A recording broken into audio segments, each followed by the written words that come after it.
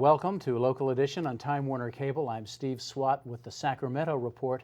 In the next few minutes, we're going to talk about a proposal to redirect about $10 billion in high-speed rail bond funds. My guest this segment is Connie Conway, who is the Assembly Minority Leader. Thank you very much for being with us. Happy to be here. Thank you. And we should say you're from the Central Valley, from the Tulare area, Yes. which is sort of ground zero for the first leg of the high-speed rail.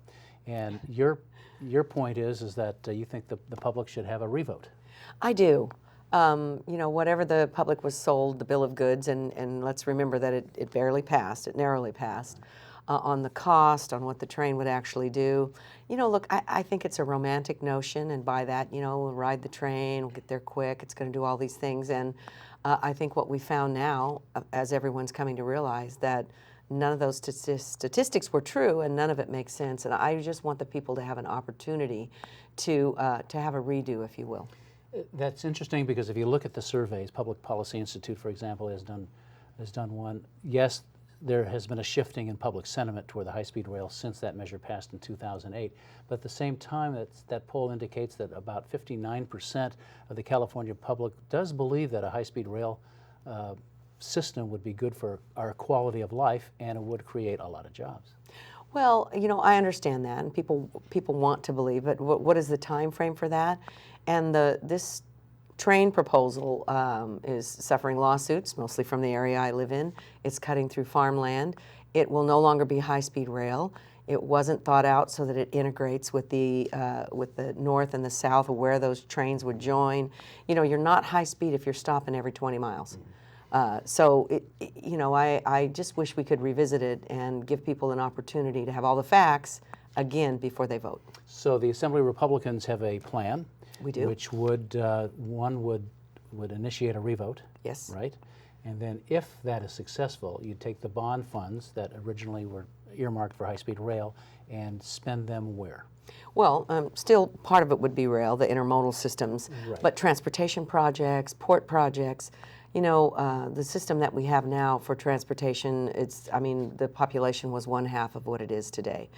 And we just believe that would be a better investment at this point for the taxpayers in California, and we want them to have an opportunity to do that. We believe that, first of all, transportation money has been swept up by the legislature in hard times, as the legislature frequently does.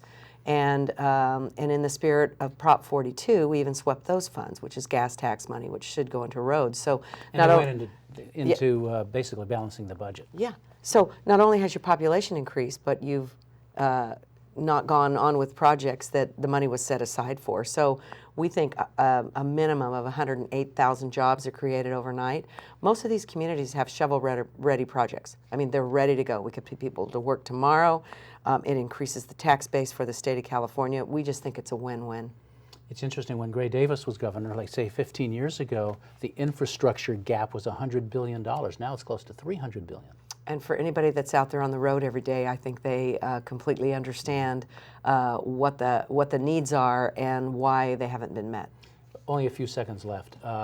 Normally, not normally, often when Republicans come up with a proposal, people dismiss it because you have very little clout in the legislature, but it seems to be gaining at least some traction. I mean, Gavin Newsom is now talking about not liking the high-speed rail. I appreciate the Lieutenant Governor's honesty when he said, you know, I'm saying it out loud. I think a lot of Democrats agree with me, but they just aren't saying it out loud. All right. Well, we are out of time now, but Connie Conway, thanks for coming by and talking about this important issue. We appreciate it. Thanks. And thanks to our viewers for watching Local Edition on Time Warner Cable. A reminder, you can see this and other interviews on YouTube, also on My Government On Demand.